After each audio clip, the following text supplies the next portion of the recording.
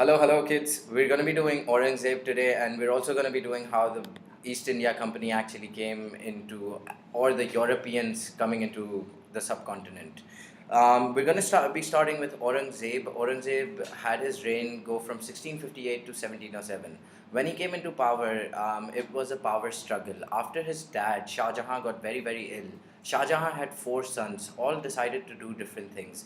One of them wanted to be the king. The other one wanted a small little sovereign state for himself, an independent state. The third one had similar ideas as well. All these three brothers actually fought one another, while at the same time Aurangzeb sat idle in Deccan. He was waiting for the other brothers to fight it out, and एक दूसरे से जितने भी लड़ गए उसके बाद Aurangzeb decided that he was going to come in and he was going to then destroy his brothers because everyone else's armies were very tired. सबने एक दूसरे से लड़ाई कर दी, लोग मर गए, आर्मीज खत्म हो गई. Now Aurangzeb comes in and इसने जो बचा कुचा था उन सबको मारा and he became the king himself. His brothers luckily escaped from that warfare, मगर he sent his soldiers in search of his brothers and eventually got them killed by 1600s. He even imprisoned his own dad for a couple of years from 1658 to 1658 to 1666. So 8 years he had imprisoned his dad. उसको सब सहूलतें मिलती थी उसकी jail में, मगर he was never let to go outside. When we talk about Aurangzeb, one of his major things that we talk about is his rebellions that he fought against him. Because when Aurangzeb came, everyone saw कि चार भाई एक दूसरे में लड़े हैं and one got to the throne. Everyone thought that the Mughal Empire was getting weaker. And so everyone thought कि हमारे पास ये perfect opportunity है कि हम अपना शहर, अपना मुल्क खुद बनाएंगे and we're going to control that. All the high nobles decided they were going to do this. When we talk about the rebellions against him, we're going to talk about East first. Initially, Assami log jo the, who came from Assam, they tried to capture Bengal. Aurangzeb, very good general, went into Bengal and he drove out the Assami people. At the same time, he made the Assami people pay heavy fines because of the act they had done.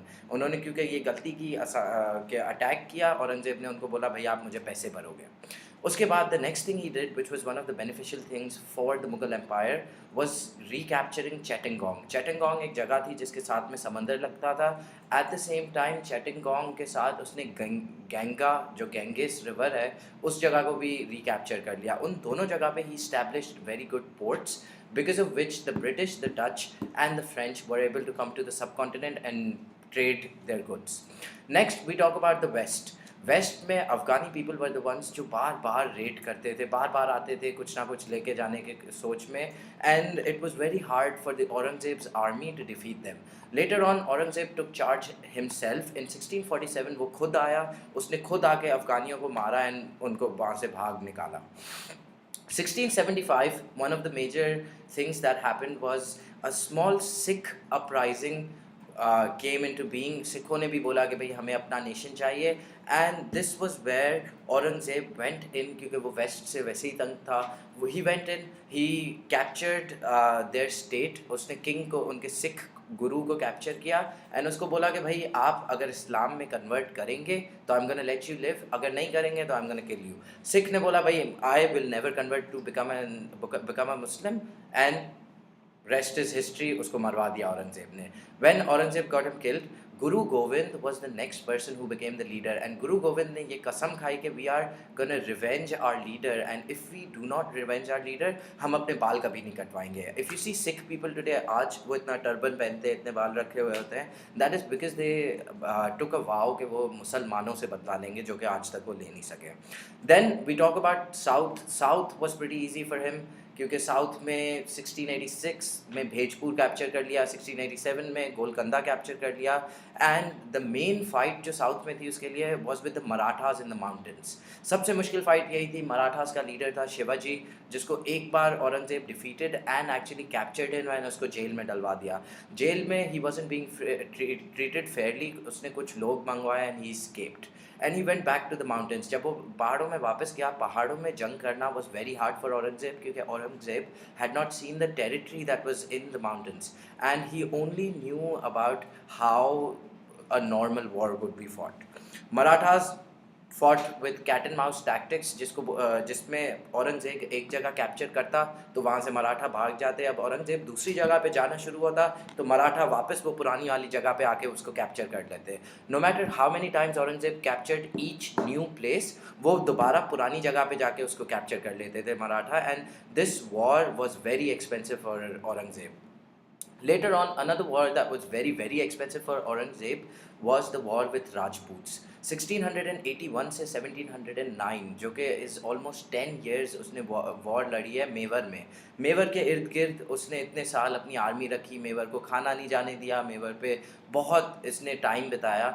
Yet still at the end of the day मेवर को वो capture नहीं कर सका. And it was very long and expensive war, जो कि अब Mughal empire के पास इतने पैसे नहीं थे कि they could actually sustain a war जो इतनी लंबी चले. Later on, when we talk about Aurangzeb, after his rebellions, Aurangzeb was rested in Ahmednagar, where he fell ill. 2 साल तक वहाँ पे अहमदनगर में था. औरंगज़ेब के बाद his empire did not continue as prosperous as it was, because Aurangzeb जब मरा था उसके बेटे were very old. Old king means इतनी अच्छी लीडरशिप नहीं होगी क्योंकि वो पहले से बुढ़ा हो चुका है. He doesn't want, he is not ambitious enough. Eight the same time उनकी ट्रेजरी भी बहुत खाली थी, उनके पास पैसे ही नहीं थे वो कुछ कर सकें. तो that was another reason why we see the demise of Mughal empire starting here.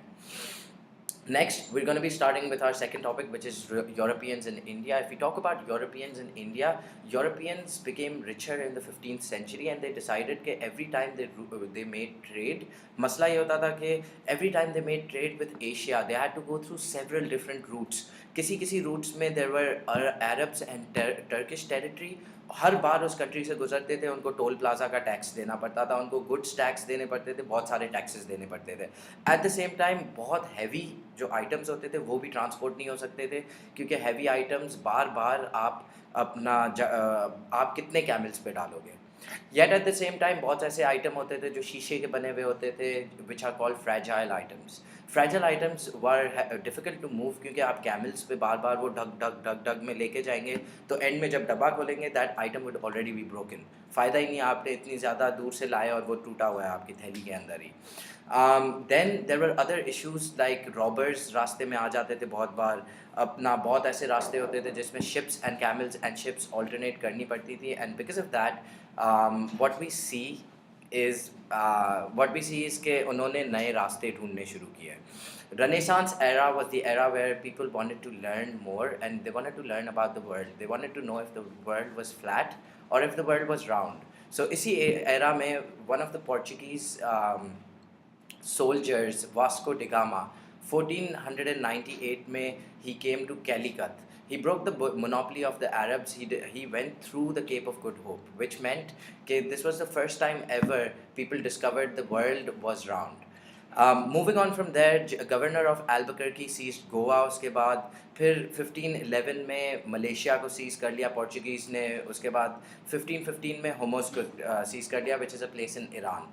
What this shows is कि पूरे सबकॉन्टिनेंट के साइड पे, एशिया की साइड पे, they were capturing different territories just to be the only people जो उधर trade भी करें, जो उधर ट्रांसपोर्ट भी करें.